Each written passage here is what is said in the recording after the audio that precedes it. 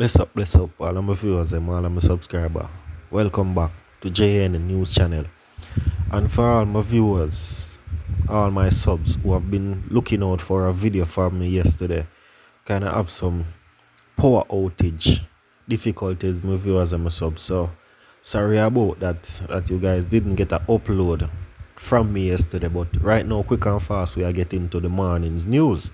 So with no further ado, my viewers and my sub, please watch out the ads them. Leave a like on the video. Leave your thoughts and your comment in the comment section same way. Subscribe to the channel, of course. Let us get into it. Top tier police officer supplied gangster with info. Weakness. The trial of the alleged members of the One Dan faction of the Klansmen gang continued Thursday with a second crown witness testifying that many top-tier members of the Jamaica Constable Force (JCF) supplied alleged gang leader Andre Blackman with information.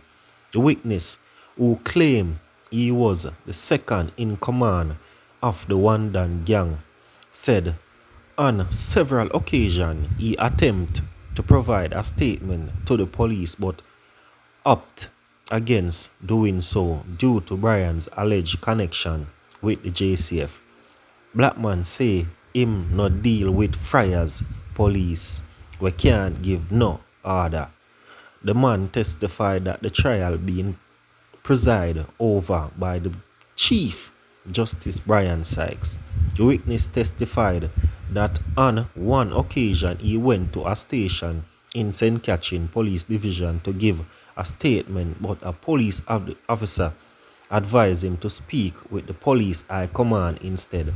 In another instant, the man told the court he was directed to the headquarters of the Criminal Investigation Bureau (CIB) to give a statement. However, he was fearful and drove away without doing so.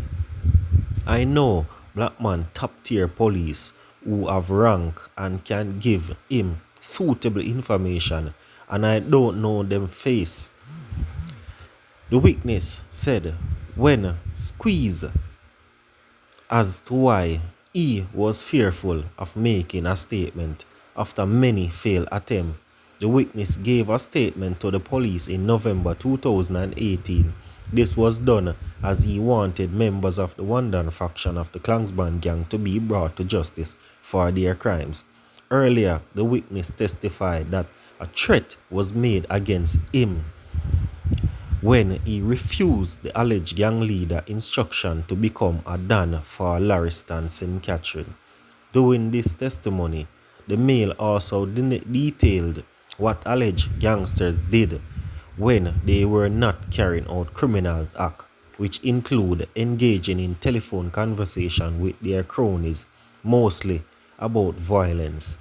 He said one alleged gangster, now defendant Jason Brown, was a future in several cell phone conversations where he allegedly revealed his desire to commit. Brown was described as being very evil. However, the witness said he only spoke to him on phone. Meanwhile, the second witness suggested that he, the lone female accused, Stephanie Curti, was a pastor based in St. Thomas. According to the witness, Christie on one occasion invited him to her church located in the southeastern parish. She also allegedly made an offering to him of a guard ring. However, the witness said he refused both invitation and the ring.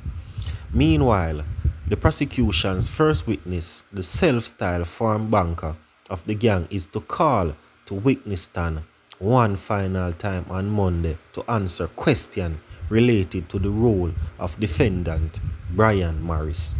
He was without representation, but a legal aid lawyer was on Wednesday appointed him. The trial is to continue on Friday with further testimony from the prosecution's second witness, Brian, and 31 men and one woman being tried in the Home Circuit Court under the Criminal Justice Suppression of Criminal Organization Act 2014, better known as the Anti-Gang Legislation, an indictment with 25 counts for alleged being a part of a criminal organization in the judge alone trial. Brian and his co-accused have all pleaded not guilty to charges against them.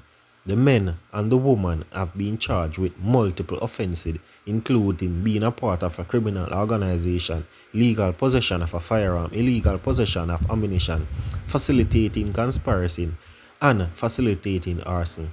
The other offences alleged occurred between January the 1st, 2015 and June the 30th, 2019 in the parish of St. Catherine. Desperate search on for missing 14-year-old twin sisters. An alarm alert has been activated for a 14-year-old twin, Jessie and Jessine Brown of Jericho, Hanover, who have been missing since September. Jessia and Jessine are both of dark complexion, slim built, and about 152 centimeters 5 feet tall. Reports from the Sunday Bay police are that Jessie and Jessian were last seen at home by relatives and have not been heard from since. Their mode of dress at the time they went missing is unknown. All efforts to contact them proven futile. Anyone knowing the whereabouts of Jessie and Jessian both Brown is asked to contact the Sunday Bay police at 876-953-5312. Police 119 emergency numbers are the nearest police station. No photograph of both was made available at the time of this publication. Some of you as I'm sub, check out the small clippings here, but do remember to continue to like, share, and subscribe. Watch the ads. Keep your thoughts and your comments in the comment section. Bless up. By circumventing the committal process in the parish court, we have basically shaved off about a year. First appearance before the court in the Supreme Court in Kingston, I preferred the voluntary bill of indictment, which charges him with the murder of Tanika Gardner, and the judge has assigned him legal aid counsel. One counsel who was in court very graciously indicated to the court that she was prepared to accept an assignment, and the learned judge indicated that given the circumstances, she believed that it would be prudent to assign an even more senior counsel as well to lead this counsel who was assigned in court today. So the registrar's representative was asked to write to the legal aid counsel to make sure that that senior counsel is assigned and will be present in court next week when the matter comes back before the court. For the record, could you state the name of the presiding judge? Mrs. Justice Vinette Graham Allen. And the counsel that was that took it up? I You remember? didn't quite get her name. It's the first time I'm meeting her, but suffice it to say that she was very gracious professionally to indicate that she was prepared to accept the assignment, and I served her with a copy of the voluntary bill of indictment. And what is expected on Wednesday now? Next week, Wednesday, the same attorney today will return, and the senior attorney, or senior to her, who will be leading her in the matter, should be present, having been assigned,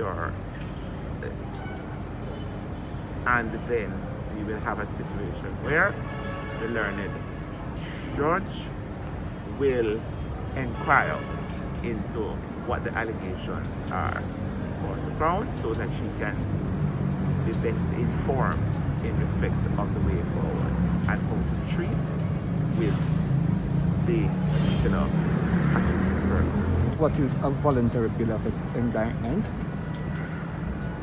A voluntary bill of indictment is, simply put, the process and the document that is used by the DPP in initiating prosecution. Under Section 94 of the Constitution, the power is vested in the DPP and the DPP alone to initiate prosecution, take over a prosecution, or discontinue a prosecution.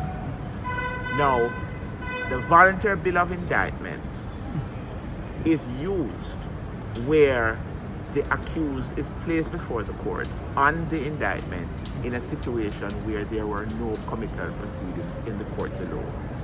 Because in the normal course of things, the police arrest and charge, they lay what is called an information in the parish court.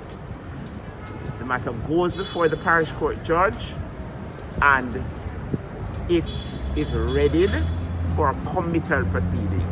That is where the magistrate will be satisfied that there was a prima facie case made out on paper of murder, because the parish court judge would not have the jurisdiction to try a murder case. That can only be done by a high court judge. So if the DPP decides that looking at all the factors, you may have vulnerable witnesses, you have a vulnerable accused, you have security concerns, you have other public interest concerns, as in this case, the pool of jurors would be much more interested in St. Andrews than in Montego Bay, given the nature of the circumstances. The fairness requirement to the accused would be more enhanced if it is taken outside of St. James, where the matter has been quite notorious. Also, the witnesses and the victims would be assured that they will not need to feel a sense of intimidation in respect of the persons who may still be widely under the influence of the former pastor in this matter, then in all the circumstances, and also to fast track it, because some matters in respect of the availability of the witnesses do better when it comes to trial much earlier. So by circumventing the committal process in the parish court, we have basically shaved off about a year. So with that, the DPP has exercised, or should I say, I have exercised my constitutional powers in this matter to prefer the voluntary bill of indictment.